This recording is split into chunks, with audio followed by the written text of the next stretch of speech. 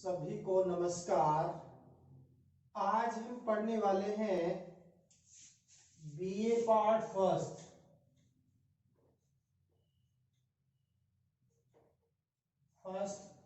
और साथ में एमए परिवेश ज्योग्राफी के अंदर एक टॉपिक लगता है पर्वतों का निर्माण। और पर्वतों में भी कौन से पर्वत? वलित पर्वतों के निर्माण से संबंधित सिद्धांतों में कोबर का जो वलित पर्वत निर्माण सिद्धांत है, जिसको भूसन्नति सिद्धांत के नाम से जाना जाता है, उस पर हम डिस्कस करेंगे। क्योंकि इससे पूर्व हमने पृथ्वी के अंतर्जात बलों के द्वारा जो निर्मित कलाकृतियां हैं उस पर डिस्कस कर चुके हैं। वलन और भ्रंश बेसिकली है क्या। और सर्वप्रथम हम देखते हैं कि पर्वतों का जो निर्माण होता है वो प्रमुख रूप से दो प्रक्रिया के कारण होता है। एक तो पृथ्वी के अंदर क्या होता है, संपीड़नात्मक बल की वजह से, यानी पृथ्वी का जो अंतर्जात बल, और अंतर्जात बल में कौन सा? क्षैतिज बल। और क्षैतिज बल में आमने सामने वाला बल, जिसको हम कहते हैं संपीड़नात्मक बल। कौन सा?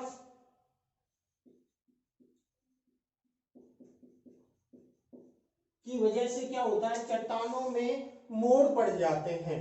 और ये इसके बारे में अलग अलग भूगोलवेताओं का अलग अलग मत है। कोई कहता है संकुचन क्रिया के कारण होता है, कई कहते हैं सैवनीय धाराएं चलती है पृथ्वी के आंतरिक भाग में क्षैतिज, कुछ कहते हैं कि इसमें यानी संपीड़नात्मक बल की वजह से यानी चट्टानों में फोल्ड पड़ जाते हैं। और उस फोल्ड पड़ने से जो पर्वतों का निर्माण होगा उसे कहते हैं वलित पर्वत।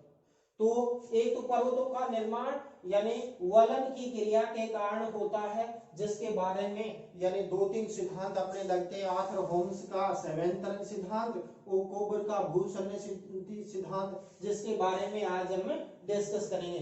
दूसरा क्या होता है कि पृथ्वी के आंतरिक भाग में मैग्मा से क्या ज्वालामुखी के प्रस्फोटन होने से ज्वालामुखी का जो मलबा है वो आसपास में फैलने से जो पर्वत बनेगा उसको कहते हैं ज्वालामुखी पर्वत। ज्वालामुखी पर्वत। तो इसमें भ्रंशन की क्रिया होगी, उसके कारण भी भ्रंशोत्कृत पर्वत का निर्माण होता है। तो इस प्रकार ज्वालामुखी की क्रिया एक नली के माध्यम से हो सकती है, एक दरार के माध्यम से हो सकती है। जैसे हम बात करते हैं प्रायद्वीपीय पठारी भाग है, वहां दरारी उद्वेदन से ज्वालामुखी निकला, जिससे यानी अपना प्रायद्वीपीय पठार का निर्माण हुआ है। तो वलित पर्वतों की उत्पत्ति से संबंधित जो यानी कोबर का भूसन्नति सिद्धांत बेसिकली है क्या, उसने यानी उत्पत्ति स्थान को क्या कहा है, किस प्रकार से यानी विश्व के जो वलित पर्वतों की उत्पत्ति हुई है, उस वलित पर्वतों की उत्पत्ति से संबंधित है। यानी हम कोबर का भूसन्नति सिद्धांत के बारे में आज डिस्कस करेंगे। तो पहले मैंने बता दिया कि वलित पर्वतों का निर्माण लगभग दो प्रक्रियाओं से होता है। या तो पृथ्वी के जो अंतर्जात बल और अंतर्जात बल में जो पर्वत निर्माणक बल होता है, जो बेसिकली क्षैतिज रूप से कार्य करता है। जब बल आमने सामने कार्य करेगा तो बीच का जो मलबा वलित होने से जो पर्वत श्रेणियों का निर्माण हुआ वो वलित, चाहे वो एंडीज हो, चाहे रॉकीज हो, चाहे आल्प्स हो या कुर्नोन पर्वत श्रेणियां हो, इनका निर्माण वलन की क्रिया के द्वारा हुआ है। तो दूसरा ज्वालामुखी के अंदर ज्वालामुखी नली के माध्यम से या दरारी उद्भेदन से भी क्या है, ज्वालामुखी पर्वतों का निर्माण है वो प्रमुख रूप से होता है। तो देखिए हम पढ़ रहे हैं कोबर का भूसन्नति सिद्धांत। तो कोबर एक जर्मन के, कहां के थे, जर्मनी के भूगर्भवेत्ता और साथ में क्या थे, एक विद्वान थे। तो जर्मन विद्वान एवं भूगर्भवेत्ता कोबर ने अपना वलित पर्वतों की उत्पत्ति से संबंधित सिद्धांत दिया, जिसको हम कहते हैं भूसन्नति सिद्धांत। इस सिद्धांत का प्रतिपादन कोबर ने 1923 में दिया। कब दिया? तो सर्वप्रथम तो ये आ जाता है कि पर्वत निर्माण सिद्धांत भूसन्नति सिद्धांत किसका है, कोबर का। तो कोबर ने 1923 में अपना यानी भूसन्नति सिद्धांत दिया। तो बेसिकली भूसन्नति सिद्धांत है क्या तो इसके बारे में यानी कोबर ने सर्वप्रथम क्या माना कि प्रारंभ के अंदर यानी भूसन्नति से वलित पर्वतों की उत्पत्ति होती है। और बेसिकली भूसन्नति क्या होता है कि भूसन्नति के अंदर यदि हम बात करते हैं तो भूसन्नति बेसिकली यानी एक नीचा गर्तीय भाग होता है। भूसन्नति लंबे चौड़े यानी जलपूर्ण गर्त होते हैं और इसके का निर्माण संकुचन से मुख्य रूप से क्या है हुआ है। तो यानी कोबर ने पहले क्या माना कि प्रारंभ के अंदर यानी एक भूसन्नति थी और उस भूसन्नति के दोनों ओर दो दृढ़ भूखंड थे जिसको उन्होंने यानी कैंटोजन के रूप में परिभाषित किया है, दो दृढ़ भूखंडों को। तो कोबर ने यानी वलित पर्वतों की उत्पत्ति भूसन्नति से मानी है और भूसन्नति के बारे में बताया कि भूसन्नति लंबे तथा चौड़े जलपूर्णीय यानी गर्त होते हैं। और इसके बारे में वान और राइपर ने भी मुख्य रूप से भूसन्नति के बारे में बताया कि एक बड़ा तलछटिया लंबा पतला जो गड्ढा होता है जिसका निर्माण यानी उत्तरोत्तर नीचे पड़े जमाव व धसाव की क्रिया के कारण इस भूसन्नति का निर्माण होता है। तो सीधा 2 नंबर का प्रश्न बी पार्ट फर्स्ट में पूछा जा सकता है, भूसन्नति क्या है? तो भूसन्नति यानी पर्वत निर्माणक स्थल है जिसमें यानी यह एक यानी कम चौड़ा उतला जलीय गर्त होता है और इस गर्त के दोनों ओर दृढ़ भूखंड होते हैं जिसको यानी कैंटोजन यानी कोबर ने कहा है। तो इस प्रकार एक उतला यानी लंबी जलीय जो गर्त होता है वो बेसिकली भूसन्नति के रूप में परिभाषित है, वो किया जाता है। जो ये भूसन्नति है उस भूसन्नति के बारे में यानी कोबर ने बताया कि ये भूसन्नति है वलित पर्वतों का पालना है, वलित पर्वतों का पालना। जिस प्रकार यानी पालने में बच्चे को क्या है यानी उसका विकास होता है, इसी प्रकार यानी भूसन्नति में अगर प्रदेशों से मलबा इसमें जमता है उसमें धसाव होता है, उसमें फिर क्या होता है यानी दबाव लगता है, संकुचन होता है, यानी दोनों अगर प्रदेश आमने सामने आते हैं तो बीच का मलबा क्या हो जाता है वलित हो जाता है। तो इस प्रकार इस भूसन्नति से वलित पर्वतों का विकास होता है। इसलिए यानी इन वलित पर्वतों को इस भूसन्नति को वलित पर्वतों का पालना के रूप में भी कोबर ने मुख्य रूप से क्या है परिभाषित किया है। तो इन 4 डायग्रामों के माध्यम से हम कोबर के भूसन्नति सिद्धांत को समझेंगे।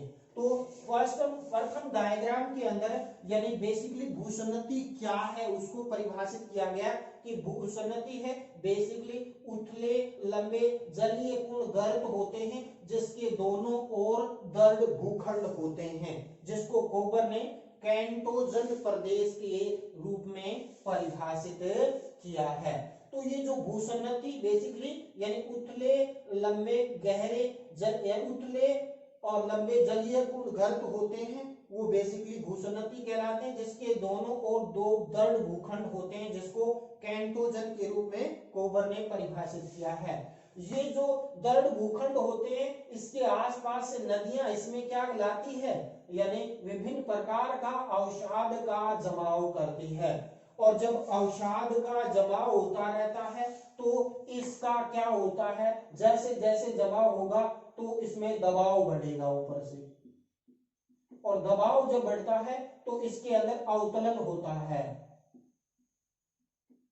क्या होगा अवतलन की क्रिया इसके अंदर होगी और जैसे जैसे नीचे की तरफ दबाव बढ़ता जाता है बाद में यानी मुख्य रूप से कोबर ने क्या कहा कि फिर पृथ्वी के अंदर क्षैतिज यानी दबाव शक्ति या जिसको उन्होंने संकुचन शक्ति बताया तो संकुचन के कारण जो ये दोनों दृढ़ भूखंड होते हैं इनके अंदर बेसिकली इसके अंदर क्या होता है ये आमने सामने की तरफ दबाव डालते हैं और दबाव डालने की वजह से जो भूसन्नति के अंदर जो मलबा यानी हजारों सालों से जो मलबा जमा उस जमा होने के बाद यानी इसके अंदर यानी ये पास में आएगी तो बीज का जो यानी इसके अंदर जो मलबा है वो बाहर निकलना प्रारंभ हो जाता है और वहां उस पर मोड़ पड़ जाते हैं और किनारों पर चूंकि दबाव ज्यादा लगता है तो उसके अंदर तो वहां तो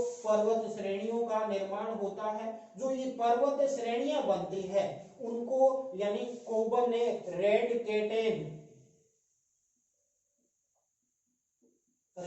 केटेन के रूप में यानी इन वलित पर्वतों को परिभाषित किया।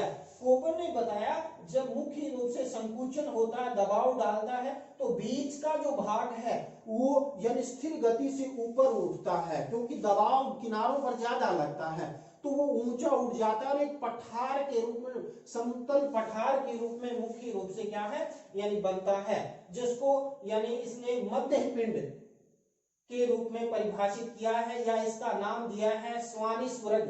यानी क्या नाम दिया है? स्वानिस्वर्ग के रूप में इसको परिभाषित किया है। किसने?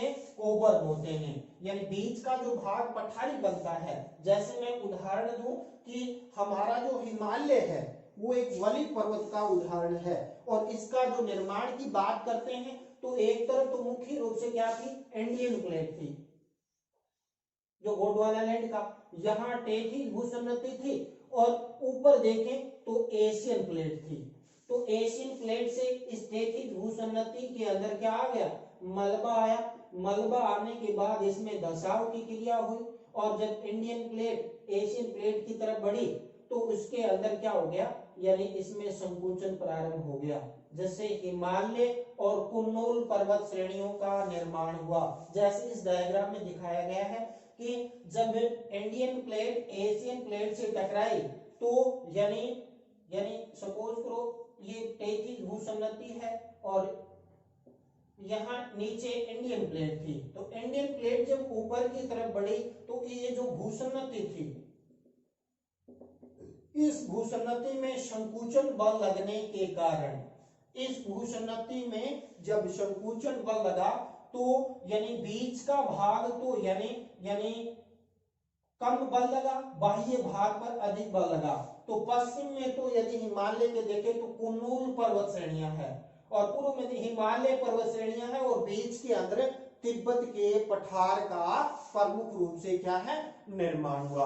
और यानी जो कोबर है, कोबर ने यानी इस प्रकार वलित पर्वतों की उत्पत्ति से संबंधित अपना भूसन्नति सिद्धांत दिया और इन्होंने कोबर ने विश्व के यानी अनेक पर्वतों, जैसे हम बात करते हैं, कोबर ने बताया कि जो अफ्रीका के उत्तर के अंदर यानी जो खिसकने से कोर्डिलेरा और पेर्नीज आल्प्स पर्वत मुख्य रूप से बने, कोक्सेस पर्वत बना और बीच में जो बाल्कन क्षेत्र है वो मुख्य रूप से एक पठार के रूप में, एक प्लेटू के रूप में यानी उभरा। इसी प्रकार यदि हम देखें तो अब यानी उन्होंने कई पर्वतों के निर्माण की प्रक्रियाओं को समझाया है, चाहे वो कोर्डिलेरा हो या पेर्नीज हो, आल्प्स हो या बाल्कन पर्वत हो या कोकेस जो पर्वत हैं, यानी जो जो ये पर्वत श्रेणियां हैं उसके बारे में मुख्य रूप से क्या है यानी इन्होंने इसके बारे में वलित पर्वतों की उत्पत्ति के बारे में बताया कि इन पर्वतों का निर्माण इस प्रोसेस से प्रमुख रूप से हुआ है। जैसे कोर्पेथियन पर्वत है या दिनारी पर्वत है, हम स्कूलों में देखते हैं यूरोप के अंदर क्या है, कोर्पेथियन और जो दिनारी पर्वत श्रेणियां हैं, जो इनका निर्माण की यदि हम बात करते हैं तो इसके अंदर मध्य वाला पिंड है वो तो मुख्य रूप से एक यानी पठार बना, लेकिन उसके किनारों पर वलित पर्वत श्रेणियों का निर्माण हुआ। इसी प्रकार जो अफ्रीका है, अफ्रीका का यानी ये अफ्रीका प्लेट है वो उत्तर की तरफ खिसकी तो यहाँ कोलिडेरा है, पेर्नीज पर्वत श्रेणियां है, बाल्कन है, कोकेस पर्वत श्रेणियों का मुख्य रूप से क्या है निर्माण हुआ। जब यहाँ इंडियन प्लेट थी और ये टेथिस भूसन्नति थी, ये एशियन प्लेट से टकराई तो यहाँ वही प्रोसेस हुआ कि यहाँ मलबा का धसाव हुआ, अवकलन की क्रिया हुई, फिर क्या है दबाव या संकुचनात्मक बल लगा, और संकुचनात्मक बल की वजह से यानी एक तरफ तो कुनलुन पर्वत श्रेणियां बनी, दूसरी तरफ हिमालय पर्वत श्रेणियां, और बीच का जो भाग ऊंचा उठा एक सपाटी पठार बना, वो बेसिकली तिब्बत के पठार के रूप में मुख्य रूप से क्या है कन्वर्टेड हुआ। तो इस प्रकार यदि हम देखें तो कोबर का वलित पर्वत निर्माण बिल्कुल ही इजी है कि कोबर ने वलित पर्वतों की उत्पत्ति से संबंधित अपना भूसंगति सिद्धांत 1923 में दिया। उन्होंने बताया कि पर्वतों की उत्पत्ति भूसंगति से हुई है, जिसको वलित पर्वतों का पालना के रूप में परिभाषित किया है। और भूसंगति बेसिकली उसने बताया ये जो भूसंगति होती है ये लंबे तथा चौड़े जलपूर्णीय गर्त होते हैं, जिसके और इस गर्त में जब मलबा का जमाव होता है अगर प्रदेशों से, और उसका बीच में बाद में क्या होता है संकुचन होता है, जिससे बीच का मलबा वलित हो जाता है, किनारों पर वलन क्रिया अधिक होती है, मध्य वाला भाग तो पठार के रूप में कन्वर्ट होता है, और आसपास का जो क्षेत्र है वलन हो जाता है, जिसको रेड केटेन के रूप में मुख्य रूप से क्या है इसको परिभाषित किया है। और जो मध्य पिंड बनता है उसको स्वानिस वर्ग के रूप में कोबर ने परिभाषित है वो प्रमुख रूप से किया है। तो आपके 2 नंबर का प्रश्न भूसंगति के बारे में भी पूछा जा सकता है कि भूसंगति क्या है।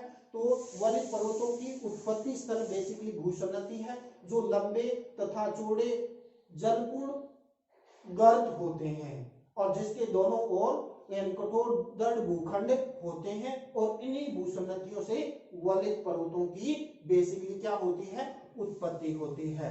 तो जो कोबर ने वलित पर्वतों की उत्पत्ति से संबंधित जो सिद्धांत दिया, तो हालांकि कई भूगोलवेताओं इनमें कई तथ्यों को उजागर करने में यह सिद्धांत सफल रहा, और लेकिन कई भूगोलवेताओं ने इसको रूढ़िवादी बताकर इस सिद्धांत की प्रमुख रूप से क्या है आलोचना करते हैं। तो सर्वप्रथम तो आलोचना ये करते हैं कि कोबर ने बताया था कि संकुचनात्मक बल,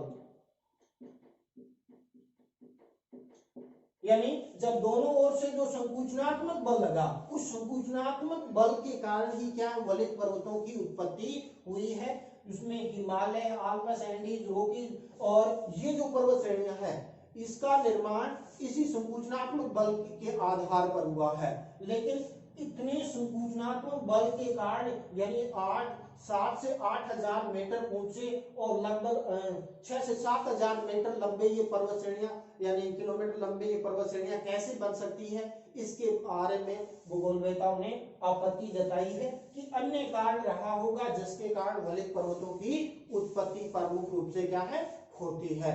दूसरी तरफ कोबर के सिद्धांत की आलोचना दूसरी ये होती है कि उन्होंने बताया कि दोनों दृढ़ भूखंड हैं वो यानी वलन के कारण जो तलछट में जमाव हुआ और ये दूर जाने चाहिए, लेकिन ये दोनों दृढ़ भूखंड समीप आते हैं जिसके कारण बीच का मलबा वलित हो जाता है।